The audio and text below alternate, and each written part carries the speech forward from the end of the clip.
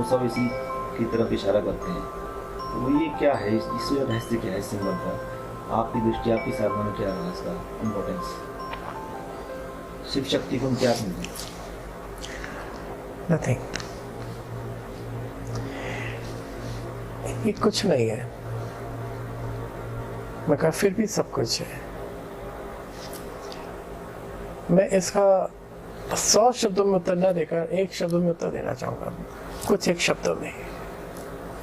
जैसे मैंने अभी तुम्हें इसके बारे में बताया था कि हम लोग नॉनवेज क्यों खाते हैं, इसके पीछे कहीं गहराई में अगर हम झांकें तो हमारी गैलेक्सी ही हमारे नॉन वेजिटेरियन होने का कारण है, क्योंकि हमारी गैलेक्सी भी अपनी जैसी दूसरी गैलेक्सी को खा रही है। ठीक इसी प्रकार हमारी जो पूरी गैलेक्सी है ये शिवलिंग की जिलहरी की तरह है। जहां पे वो ब्लैक होल है, उस ब्लैक होल से एक ऊर्जा का पुंज ऊपर की तरफ उठता है जो बिल्कुल अंडाकार है, जिसे तुम शिवलिंग कहते हो।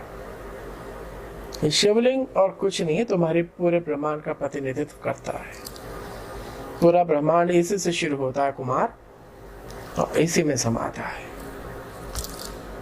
और कोई ज्यादा सुलझाव नहीं है। ज्यादा प्रचर में मत पड़, नहीं तो और उलझता चला जाएगा। एक बात को समझ ले बस, ये शिवलिंग हमारी ब्रह्मांड का ही रिप्रेजेंटेटिव है। हमारा ब्रह्मांड वास्तव में ऐसा, अगर तुम कहीं दूर गैलेक्सी से दूर चले जाओ ना, अगर तुम्हें कोई सुविधा हो जाए, कोई रॉकेट, कोई विमान ऐसा हो, क्योंकि हम तो अभी चंद्रमा से आगे नहीं पहुंच पाए, गैलेक्सी से ऊपर जाएंगे, कैसे जाएंगे? सोचो खुद। जिस रॉकेट की जो स्पीड है आज हमारी, अगर उस स्पीड से हम अल्फा सेंटोरी तक भी अगर जाते हैं ना, जो कि सिर्फ 4 प्रकाश वर्ष दूर है, तभी वहां तक पहुंचने में 1.5 लाख साल लगेंगे। इतना बड़ा हमारा अस्तित्व है, हमारा ब्रह्मांड है। अगर तुम अपने अंतरिक्ष में पहुंच जाओ, अपने गैलेक्सी को जहां दूर से देख सकें, तो तुम्हें हमारी गैलेक्सी भी बिल्कुल शिवलिंग के आकार की नजर आएगी, जिसे हमारे क्रांत दृष्टा ऋषि मुनि ने देख लिया था योग बल से। योग बल से देख लिया। डिजाइन मॉडल, एक ब्लूप्रिंट है हमारे सिर्फ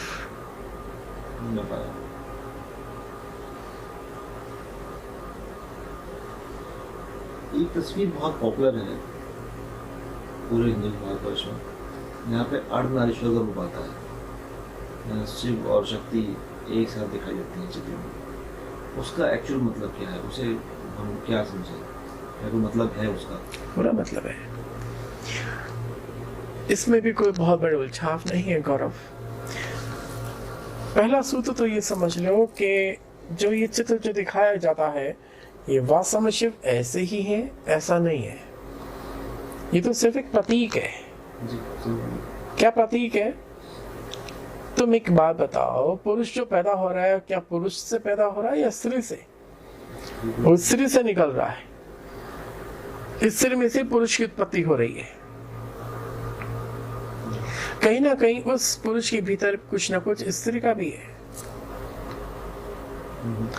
अगर मैं इसे और गहराई से ले जाए तो तुम एक बात पाओगे, जिसमें मैंने अभी तुम्हारे सामने जो सज्जन आए थे, क्या नाम था उनका, करण पाल,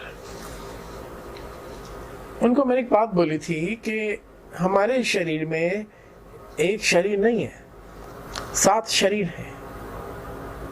भू भुवा स्वाहा महा जन तपा और सत्यम, ये 7 शरीर, 7 ही लोग बोले गए। अब ये जो 7 शरीर है, इसके बारे में थोड़ा गहराई से मैं तुम्हें बता देता हूं। पहला शरीर तुम्हारा ये जो है, ये भू शरीर, ये पुरुष शरीर है। जो दूसरा शरीर है, और जो दूसरा शरीर है, दूसरा शरीर भाव शरीर, वो स्त्री शरीर है।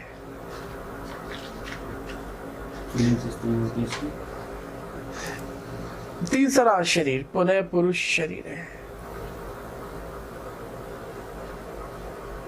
चौथा शरीर पुनः स्त्री शरीर है। पांचवा छठा वो लिंग भेद से परे शरीर है, बियॉन्ड सेक्स बॉडी। सातवां कोई शरीर नहीं, निर्वाण शरीर। मेन तो दो ही है, पुरुष शरीर और स्त्री शरीर। पहला शरीर भू शरीर, भाव शरीर, यानी कि वो स्त्री पुरुष दोनों तुम्हारे भीतर है। अब यहाँ बात उठी है तो मैं एक बात और बता देना चाहूंगा। शिव को प्रेम का स्वरूप माना गया है, शिव और पार्वती को, और यही प्रेम का विज्ञान है। कुमार,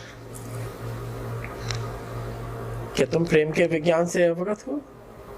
नहीं हो। प्रेम का विज्ञान भी यही है। अगर तुम्हें कोई स्त्री पसंद आ रही है तो उसका मतलब ये नहीं कि वो तुम्हें पसंद आ रही है इसलिए पसंद आ रही है, वो तुम्हें पसंद आ ही इसलिए रही है क्योंकि वो जो स्त्री कहीं ना कहीं वो तुम्हारे भीतरी जो स्त्री शरीर है उससे मेल खाती है।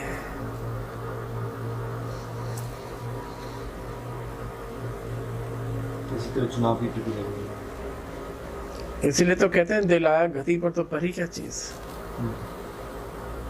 अगर तुम्हें कोई पुरुष पसंद आ रहा है उसका मतलब ये कि वो तुम्हारे भीतर के पुरुष शरीर से मेल खाता है, तभी वो तुम्हें पसंद आ रहा है।